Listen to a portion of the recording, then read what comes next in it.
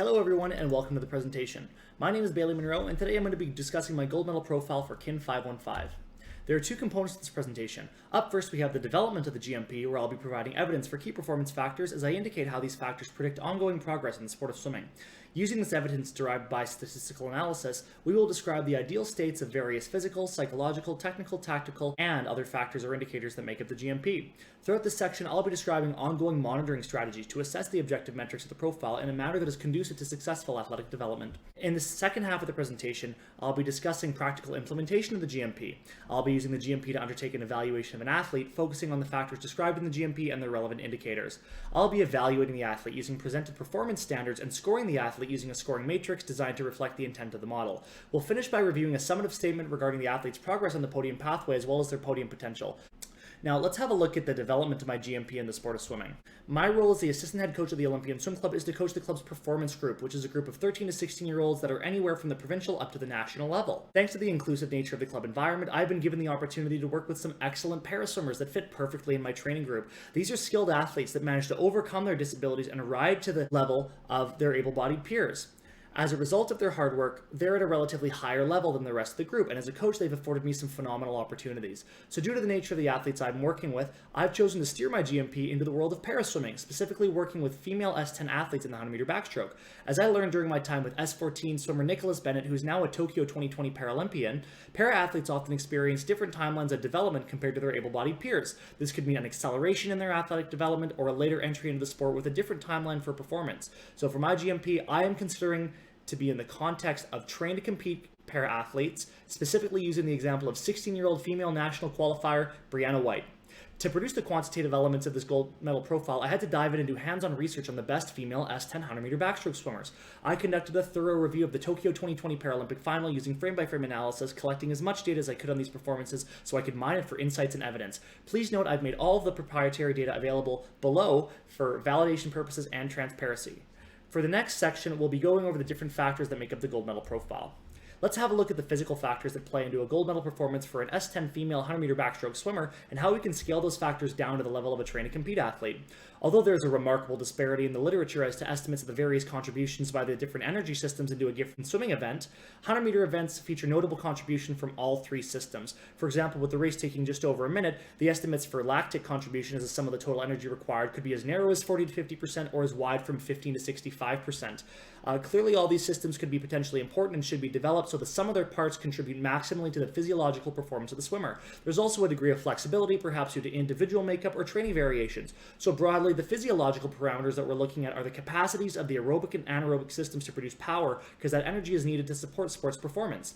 These alactic benchmarks are taken from work done by British Swimming entitled How Strong is Strong Enough? These measurements of absolute and relative strength and power provide a foundation for athletic movement transferring to the sport of swimming through swimming, starts, and turns. The guidelines that an elite female swimmer should be able to chin up their body weight plus 15 to 25 kilograms, bench press 55 to 75 kilograms, and back squat 75 to 85 kilograms are obviously subject to significant variation given the natures of disabilities within this population. For example, Brianna's Erb's palsy means that she has massively reduced functionality on her right arm and shoulder, so perhaps an equivalent dumbbell bench press of 25 to 35 kilograms would be more relevant for her development. Of course, true 1-rep max testing would be avoided at this stage of development to avoid unnecessary injury, instead using approaches such as a 5 or 8 rep max and then using formulas to estimate the true 1-rep max. For lower body power transferable to dives, backstroke starts, and pushing off the wall, vertical jump estimations are taken from Jay Hoffman's Norms for Fitness, Performance, and Health, which features NCAA Division I swimmers with a sample mean of 38.9 centimeters and a 90th percentile of 50.5 centimeters. Highly relevant to Brianna as a classic test of lower body power that studies suggest is transferable to swimming start performance, and her disability doesn't impact the testing protocol. This test can be easily carried out with the Vertec equipment in our training studio, and the relevance of these components are their transferability to starts, turns, and swimming, with strength as a foundational attribute that allows power to be developed. Currently, her program consists of instruction on these lifts, and there will be a progressive focus on loading and testing in the future, and we'd mathematically determine equivalent 1-rep max after each mesocycle. I want to recognize these physiological tests are intentionally general. There's ways that we can test these abilities in the water that introduce technical demands, but these alactic elements may be best trained in the gym, so I think it makes sense to test them in the gym and then transfer it back into the water.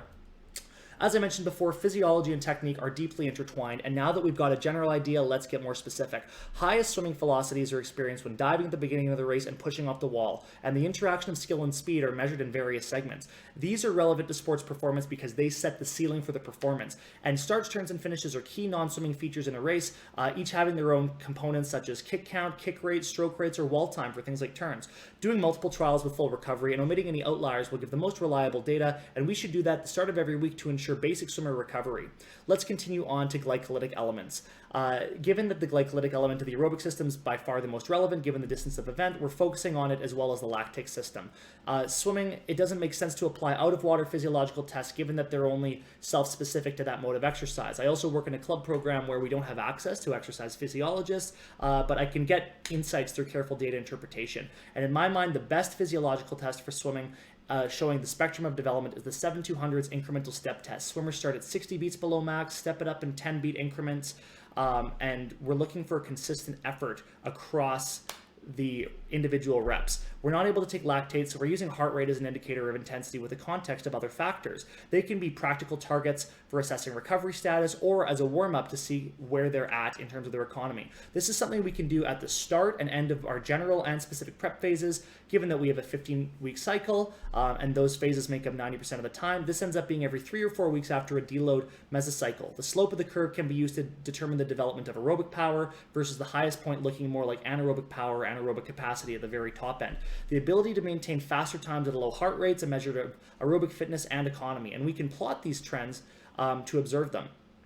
Swimming events, most of them are 2 minutes in length or shorter. They make heavy use of anaerobic glycolysis, which allow us to produce propulsion and stroke length because we have energy. Now, it can be difficult to measure the system without lactate testing equipment. There's lots of good protocols, specifically the work by Dr. Jan Albrecht, but the reality is that we can't make that a part of our program. But for what we are doing, if we do consistent, well-designed sets and compare those sets to themselves, we can perhaps derive some useful insights. Sets like 850s fast on a minute 30 rest, 4 to 6 75s on 10, or any other 100, 200 pseudo race performance situation will allow us to see the long-term development of anaerobic capacity. Ultimately, the most specific test is getting swimmers off the blocks in a race environment, and racing is the highest form of training.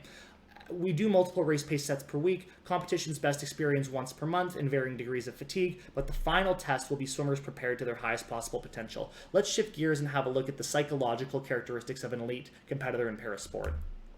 I recognize para-athletes deal with some very unique challenges from a psychological perspective, but similarly to physiological elements, I'm choosing to apply some general factors and key areas that I believe give the most value. For this exercise, I've chosen to deconstruct and target various elements of the GMP for psychology and sport that I felt were more specific to the unique challenges presented by swimming, and lump other elements together to get an overall sense of bigger parameters. All descriptions, of course, come from Gold Medal Profile for Psychology and Sport from OTP in 2020. First up, we have challenge mindset. A challenge mindset combines a growth perspective with productive thinking and proactive behavior. It occurs when one views a stressor as an opportunity for growth rather than as a threat. Breaking it down into 3 components, growth mindset, productive thoughts, proactive behavior, allows for holistic evaluation of this parameter. As far as relevance to sport performance goes, the challenge mindset interacts with a facilitative environment created by the coach to foster the development of resilience at both minimal impact and emergent levels. Swimming is a highly specific sport, so growth mindset is essential for understanding the improvement. Productive thoughts help swimmers through the daily grind, and proactive behavior is carried out. There's a few ways we can measure and test the abstract idea of a challenge mindset, which is an ensemble metric. We have the mindset survey adapted from Carol Dweck's Mindset by Lucinda Poole, which could be made swimming specific by exchanging intelligence with talent, ability, or skill. Given that I'm working with the club population, we can assess productive thoughts using the NPDK, which is the 10-item questionnaire built for children. Finally, to assess proactive behavior, we can use Bateman and Krantz 17-item proactivity exam, which is not sport specific, but general enough that it applies to assessing proactive behavior in swimmers. Challenge mindset, assuming it represents the sum or interaction of all these elements, could be estimated using the scaled addition or multiplication of the outcome of these tests. Given that these 3 pieces progress from internal mindset and thoughts to external behavior, growth mindset could be assessed in GPP, productive thoughts in SPP, and proactive behavior in comp phase. Then iterating over this cycle 3 times over the course of the season gives us progressive scores to track. Let's shift over now to process orientation and self-regulation. Process orientation emphasizes growth and learning as the result of efforts to become competent, while self-regulation Self-regulation is the process by which an individual manages his or her thoughts, feelings, and behaviors to achieve a desired goal. A swimming career is a long journey with few extrinsic motivators, so it's important to identify the relationship between effort and improvement and results and steer thoughts towards productive planning, execution, and evaluation. Being firm with your goals but flexible with your methods is commonly said. To assess self-regulation for learning, we use the Self-Report Scale for Sport Practice, a 5-factor model by Riverberry et al. From 2021. There's a 48-item sport training version that specifically addresses self-monitoring through the category of checking, and we do this probably once per year at the start of the season. The elements of psychological flexibility can be estimated using the Psychological Flexibility in Sport Scale, PFSS, by Joels et al. 2020, which comes down to 7 factors in a 7-point scale which was developed referencing other models such as BBQ and CR100 for validation. The Psychological Flexibility Questionnaire could be completed 6 months after SRL test to space them out and revise the total score accordingly. Pivoting now to resilience. Resilience reflects one's capacity to effectively withstand stress and pressure by maintaining either regular function through diverse challenges or quickly rebounding when they're required to adapt to adversity. Swim meets and practices present diverse challenges. Being able to refocus and rebound is essential for multi-day meets. Earlier in the course, we're exposed to an unnamed sports sample that include methods for testing resilience. The first piece was the Mental Toughness Scale, or MTS, described by Madrigal, Hamill, and Gill in 2013. It's an 11-item scale with an overall score we could run 4 times per year. This might best be structured at the start of the season, at the end of the calendar year, after a training camp, then at the end of the season. Our other piece to resilience is a revised version of the Ottawa Mental Skills Assessment with 48 items covering 12 mental skills scales. This can be done 3 times per year at the start of each competitive cycle to measure long-term overall mental skills development as we work with our mental skills consultant. Finally, let's have a look at attentional control. Attentional control is the ability to focus selectively on the most relevant stimuli in a situation, to sustain focus, and to shift focus at will as the situational demands change. Attentional control is important because it supports deliberate practice through self-regulated learning, technique development through selective attention, and technique maintenance and fitness development through sustained attention. Both contribute to deliberate practice. Attentional control is also important in a different way in meet environments. Simple neurological measures of attentional and impulse control include QI-K-Test CPT, which is a mobile electronic device measuring continuous performance of visual and auditory elements within a sequence. Sport-specific measurements could be related to the ability to perform, capture, and recall multiple variables, counting strokes, estimating pace or splits. One study I found how an external focus of attention results in greater swim speed was really interesting because it provides a meaningful way to swimmers to leverage their attentional control onto a real result. Now let's take a step back into the pool and look at the technical factors. The technical components of the race performance can be broken down using a macro level race model, and let's look at the segments within that. Although perfect definitions are not defined, we have the swim, start, turn, and finish. And let's look at the skills in those segments. The start requires swimmers to load themselves up like a spring, launch off the wall, and perform underwater dolphin kicks and do a smooth first stroke. It's a vital part because it's the fastest you'll ever be, and it sets the ceiling for the performance. The breakout, which is a continuation of that, necessitates that swimmers maintain the speed off the wall by avoiding drag, slicing through the water, and swimming at a uniform speed. Swimming includes all the surface swimming, which is stroke count and stroke rate. Approaching the wall means that you have to manage your stroke rate, to hit the wall, to manage minimal swimming distance and effective leg propulsion. Finally, the finish means that you have to time your stroke rate to come into the wall at the perfect moment. However, this is all very broad, of course. Let's have a look more specifically at the metrics of these skills so we can evaluate whether they're going to be done at a level that will allow a swimmer to win a gold medal. The easiest metrics come from all the theoretical possibilities of a viable race plan, informed by the realities of what they're doing. There might be specific constraints due to disability, but there might also be inefficiencies that we can exploit. First, I want to talk about surface swimming, which makes it the largest part of the race. That's not necessarily true in the 25-meter pool version of this event, where 60% can be underwater, but in the long course event, at least 70% is going to be over the water. So we have stroke count, which describes how many strokes swimmers take down the pool. It's not a perfect metric because it's impacted by underwaters and height, but it's a core part of every race, so it should be analyzed. We see our most efficient swimmer was our silver medalist and Canadian Aurélie Rivard, and our least efficient swimmer was Lisa Kruger, who's the bronze medalist. Massive outlier for Lisa because she's the tallest by over 5 inches and extremely inefficient. We see a similar range of stroke counts by growing standard deviations. We see our champion Bianca Papp, who's an excellent surface swimmer, performs on the mean at 44 strokes in the first 50 and has a smaller than average stroke count drop off, adding only 3 strokes for 47 in the second 50, which is under the medalist mean, right? So athletes, they're looking for a stroke count in the low mid 40s with a small increase on the second 50 of about 3 to 5 strokes depending on their push off. Stroke rate's a proxy for intensity, but it's also important because it interacts with stroke count. We see that there's a range from 42 to 50 stroke cycles per minute, while there's a higher floor in the medalist range at 43.8. Stroke rate seems to climb slightly from finalist to medalist, but the standard deviations are still very large. Our champion once again performs close to mean rate values at rates of 45 and 44 by 50, which is similar to conventional able body recommendations of 42 to 51 with a mean of 46. So swimmers want a consistent rate in the mid-40s. Finally, looking at relative stroke length with respect to height, or RSLH, we continue to see the same ideas, a consistent range from 45 to 59% on the first 50, then 45 to 58.8% on the second 50, with means of 54 and 53 respectively for finalists. But because of that outlier phenomenon, we see similar means but a larger standard deviation among medalists. Our champion was the best RSL in the field, which had 59.6 and 58.8 by 50, which is excellent. She's on par with the best able-bodied swimmers in the world, world record holders. Okay, there could be differences in disability that allow swimmers, or rather don't allow swimmers, to achieve the highest values, but I think it's very disability specific, and Bianca has an awesome kick. So looking at this, there's two sort of paths that we can go in a lot of these skills, and making the decision on which path we can go is backed by a combination of evidence and intuition. The next piece is going to be the elements of the start, and I believe that the champion of this event was not the most skilled starter. Her advantage was surface swimming, so let's take that with a grain of salt. Across underwater distance and time, we see convergence of the field towards a mean value. Underwater distance ranges from 5 to 11 meters with a mean of 8.7. Then in medalists, we go up to 9.0, and the standard deviation shrinks, so it's converging. The winner's not the most skilled, but Aurélie Rivard, the Canadian, was. She made it to 10 meters, and the top able-bodied swimmers actually kick as close as they can to 15. So looking at the para world right now, I'd say 10 meters, underwater is optimal. We see the same phenomenon with underwater time, with a big range from 1.9 to 5.9 seconds, mean 4.3. That tightens up to a range of 3.6 to 5.1 with a slightly higher mean, lower standard deviation. The able body mean is 6.42 seconds, and I think Aurélie pushes it in the right direction by going for 5.1 seconds. This is a faster 15-meter total time as a result, which we'll see later. And learning from the best swimmers help us create a better profile. We see a finalist range of underwater kick count from 2 to 11 kicks with a mean of 8, standard deviation of 3. Then we look at medalists who are doing 6 to 11 kicks with a higher mean of 8.7 and a lower variation. Aurélie did 9 kicks and falls right around the mean. I think that there's an optimal way to perform this skill, and one finalist didn't even do a backstroke start. She simply pushed off into the water. Who knows if that's an error or an oversight or what she can only do with her disability, right? But the optimal area looks to be around 9 to 11 kicks to get to 10 meters in 5 seconds. So the turns in a similar way to the start. The speed boost is smaller, and Aurélie Rivard is the master of this segment as well. Underwater distance, underwater time, and underwater kick count show the same pattern: a wide range for finalists, a tighter range for medalists, and then incrementally moving closer to the best performance. But this is a bigger difference between able body and para.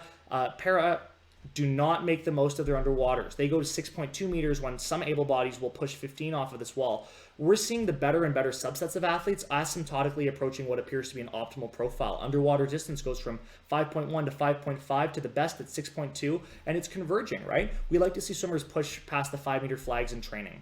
Underwater time goes from 2.4 to 2.7 to 3.2 for the best swimmer, with decreasing standard deviations. Kick counts go up from 3.5 to 4.3 to 5 kicks for our champion and our best performer on the skill. All the best underwater kickers did 5 kicks, so that would seem optimal. And these tell us how athletes are performing the skill, but let's see how it has an effect on the race.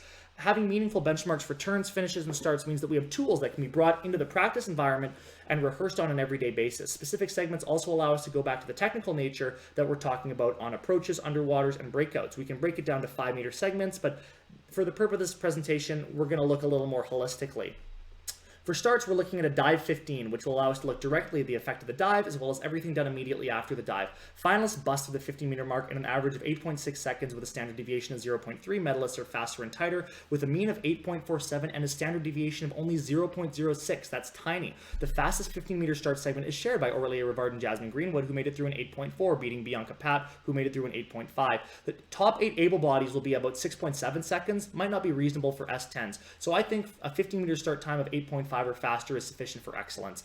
Looking at turns, we have a 5-meter approach, a 15-meter push-off, and a 20-meter total, which combines everything. 5-meter approach is very consistent, ranging from 3.8 to 4.2. Finalists average 4.0. Medalists are more or less the same, with a slightly tighter standard deviation. Our champion had the fastest time in this segment at 3.8. Able bodies go 3.4. So coming in under 4 seconds would be the goal. Looking now at 15, we see some more variation in progression in the 15-meter push-off, averaging 9.6 seconds, then progressing to 9.2, and then our champion was excellent at 9.2, but Aurelier was once again better at 9.1. Top able bodies complete this in 7.7. For Para, I think the benchmark is firmly set at a low 9 seconds. Putting these metrics together, we get a total 20-meter finalist time of 13.6 seconds. Medalists go 13.2, and our champion would be 13.0. So looking at it on a macro level, there's a clear progression and convergence with our champion coming out on top and the best being low 13 or under. For finishes, we're looking at the final 5 meters and where they nail their stroke count and touch on a full stroke. With it being such a small segment, there's a small progression with little variation. Finalists go 3.9, medalists go 3.8, and our champion was 3.6, which is the fastest. Able bodies 3.0, but being under 4 seconds gets you to the ballpark for Para, with optimal seemingly being around 3.5. And that concludes our look at metrics of technical factors, which gives us some useful benchmarks. Now let's look at the strategy. It's not a tremendously strategic event, the 100-meter backstroke, given that swimmers can't see each other, and everything comes down to the execution of a plan. But let's look at what they're actually doing. Perhaps swimmers are falling off due to a differential in skill on the first and second half of the race. Perhaps not. Let's look at what I believe really impacts the strategy. For better or for worse, we have the split differentials, which are a classic indicator of pacing. Putting it into 250s, comparing them against each other, the differential implies that the fastest possible time is limited by the second 50, and what we see is a large range from 0.5 to 5.1 seconds with a mean of 2.7. Tighter range from medalists going to 0.5 and 2.0 seconds with a mean of 1.39. Our champion has a spread between her first 250s with a spread of 1.6 seconds that's close to the able body profile of 1.5. So I would say that the gold medal profile for this seems to be similar to able body in a 1.5 second target differential. Up from that, we're going to look at tempo and stroke rate metrics. Stroke rate is a measure of tactics and intensity because it's intensity, power, and therefore pacing. We see the same large range in both finalists and medalists. And interestingly enough, their medalists are actually outliers. The silver medalist Aurelier was a slower rate. Bronze medalist was much faster on the stroke rate. So we're seeing a higher flow on stroke rate from medalists at 43.7 with a slightly higher mean on both 50s compared to finalists. However, the champion was exceptionally close to the mean value, which supports it might be an optimal execution pattern supported by closest to the mean in able body swimming. So we're looking for a consistent stroke rate falling right in the middle of the target guidelines as being indicative of a successfully paced race. Swimmers looking for a gold medal should hit their target rate and hold on to it as long as possible. We might also look at change in stroke rate throughout the race. We see a dramatic range of changes by 50 in the finalist group versus in the medalists, the average is only a 0.97 drop. There's a very reasonable degree of variance. Aurelier came back on a 0.5 second differential, but had a 3.6 stroke rate increase, while Lisa Kruger had a 2-second drop off and her stroke rate decreased by 4%. So increasing stroke rate would seem to make you faster. But Bianca Papp in the middle had only a 2% drop and a 1.6 second differential. Studies by companies like Tritonwear seem to suggest that athletes might have higher stroke rates around starts and turns because they're trying to protect those features. But that level of microanalysis is a little out of scope for this assignment. So let's take a look at some other factors here. Swimming is an inherently technical sport, which is why I spent most of my time explaining those factors, but let's take a look at some para-specific factors here, like the impact of the disability on the stroke. Within S10 classification, there can be a lot of different conditions. Brianna has Erb's palsy in her right arm and shoulder. Aurelier Rivard has an underdeveloped left hand. Given that Brianna's impairment might cover a larger physical area and reduce the overall length of her lever, that might mean a distance per stroke cycle that's lower, a lower stroke length relative to height, and a higher stroke count and higher stroke rate to be competitive compared to Aurelier. Technical demands can be brought to the training environment, and if she can swim at a higher rate, that might allow her to be more successful. However, Erb's palsy is a nerve condition, and these swimmers might be especially susceptible to chronic or central nervous system fatigue. So we want to avoid overkilling her with the coordination and instead look at anaerobic conditioning, which we know is a huge contributor to the 100-meter event. There might be other skills that might have untapped potential. Flutter kicking is relatively unaffected by the nature of the disability, with some minor implications for things like streamline or underwater kicking. For example, to do her streamline, Brianna presses her unaffected arm against her affected arm to try to get them together. But I think if we use Aurelier Rivard as the new model for an S10 backstroker that gets the most out of her start turn and underwaters, like a conventional able-bodied swimmer, that will inspire swimmers like Brianna to hit their potential. That concludes the look at the gold medal profile for S10 women's 100 backstroke. Now let's have a look at my implementation. We'll be evaluating Brianna White, a 16-year-old female provincial gold medalist at the Olympian Swim Club that I coach every day. Looking forward to the next cycle, we'll get some looks at her psychological skills, but right now we're looking more at the sport-specific physical factors, technique, and strategy. Given that she's not at a point where testing her on land with the physical work is appropriate. Using one of Brianna's recent training performances, I gathered all the metrics that were available for Tokyo, and we're comparing that to top 8 finalists or top 3 medalists. Looking at underwater metrics, Brianna's start distance is similar to the finalists and medalists, and so I'd say her intuition is correct. Like I said, able bodies tend to go further, but Brianna's disability impacts her ability to perform streamline, so she's exposed to higher levels of drag earlier in the race. What's interesting is para-medalists and finalists spend less time underwater at the start, like I said, compared to able bodies. Maybe they can't streamline, maybe they're pushing off at a lower speed, but Brianna's kick count is higher to the same distance compared to these other swimmers, so her distance per kick needs to be developed. Her kick count's the same as able bodies that are making it to 14 meters, but she's not making it nearly that far at 9. Looking at turn distance, the para-medalists and finalists have significantly shorter underwaters than able bodies, but Brianna's somewhere in the middle. This is reflected in turn distance, turn time, and turn kick count. It gives us 2 ways to proceed. Do we develop the underwater so they can be more conventional like an able body swimmer, or shorten them up to be para-specific? Given that she's trained to compete, I'm going to continue to develop her skill set so she can decide when she gets a little bit older. Given that time metrics are derivatives from underwater metrics, I'm going to gloss over these quickly, but essentially she's stuck swimming longer than everybody else because she's just not swimming as efficiently quite yet. One thing that's nice about Brianna is she's able to maintain more of her swimming speed closer to the level of the Tokyo medalist. Her split differentials are closer than may be desirable, though. She doesn't crash, but she doesn't really lead either. Let's take a look at tempo and stroke rate metrics, which may do a better job of showing us what's happening. We notice that there's significant differences in swimming speed throughout the race on the second 50, and there's often a decrease in stroke rate. Now, Brianna actually increased her stroke rate by 4%, which is why she had such a tight differential, just like how Aurelier did. Maybe they're similar types of swimmers, and her model could be useful. Looking at efficiency metrics, Brianna takes 2.5 to 3 strokes more per length than finalists and medalists, but her change in stroke rate is reasonable. She tends to show a larger decrease in relative stroke length over the second 50, partially due to her larger increase in stroke rate, but even Aurelier's decay was only 2.6% on a similar stroke rate, so this is something she can work on. Benchmarks for RSLH might be lower due to disability, but we did see Bianca hit 59, which is very impressive. Looking at starts, turns, and finishes in a conventional way used by Swimming Canada, she's actually got a better than expected 15-meter start performance, but still far away from being competitive. She's got a fairly typical 5-meter approach time for her level, 10% away from the elite level. On her 15-meter turn exit, she's far better than her benchmark and only 7.3% away from being the level of a Tokyo finalist, similar to her 20-meter combined turn total, where she's better than expected and somewhere between 8 and 11% from the elite level. Her finish time is the only factor slower than expected. She tends to stutter step towards the wall, so that's something that we sort of expected. What this says to me, though, on the start is that these swimmers have such great starts and they have a much higher ceiling of how fast they can go. So compared to other swimmers at her level, Brianna's great at starts and off the wall, average into the wall, and then relatively poor the final 5 meters. So we need to train her how to get through that stutter stepping. But let's take a look at how to bring this all together for a holistic view of Brianna as an athlete. So many of these metrics are unique, so they require a thoughtful approach. I come from a computer science background, so I wanted a straightforward mathematical approach that I could apply to everything. I settled on setting benchmarks for the ideal performance, then taking averages for medalists, finalists, and Brianna. I ended up using the difference between the best and medalists to be equivalent to 1 point, and then subtracting from 10 based on the number of those deductions that were made. I've presented the equation for transparency. After trying out all those methods, I found that, best minus medalist was the best because everything else was too volatile. Currently, all the factors for scoring are evenly weighted, but obviously something like total swim time has a much larger bearing on total performance compared to a 5-meter finish time. Recognizing it's not perfect, I believe that scoring various attributes using a base score of 10 and calculating the number of absolute best medalist deviations gives a useful starting point. So using the difference between the theoretical best and medalists at the value of 1 point, here are the scores. Note that due to the method of evaluation, best will have a score of 10, medalists are a 9, just by definition.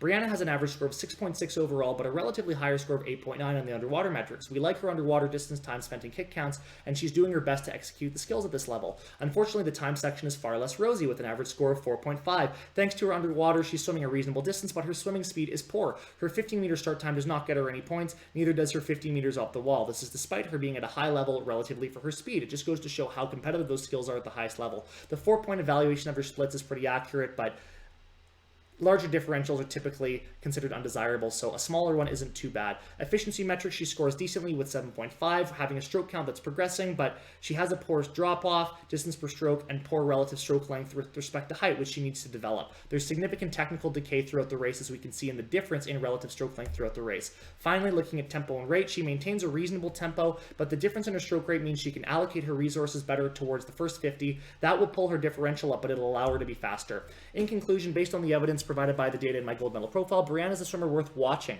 Given her status as a train to compete swimmer that had the last 2 years fairly interrupted, I think she's 6 years out of a potential performance, but her development in the next 2 years will be crucial to set her up. After qualifying for senior nats for the first time in her career, she's well on her way to make trials in the Canada Games. Given this is my first year working with her, I don't have all the benchmarks in the world, but she has improved her personal best by over 10% in the first half of the season. She should make 2023 trials, which will allow her to go all in on that meet and use it as an experience for 2024. I think that she's going to be able to get under 118 this year, next season 115, then the year after that try to go 112. Medals at Tokyo were 106.7, 108.9, and 109.4. I think she can go 108.9 for a medal in 2028. From a 112.9 in 2024, she'd have to drop about a second per year or about 1.5% per year. And that's ambitious, but that's what this is all about. Now that I've done the math, my job is now to instill the belief and confidence in her that she can do it and develop her to being the athlete I know she can be. That concludes my gold medal profile presentation. Thank you very much for watching.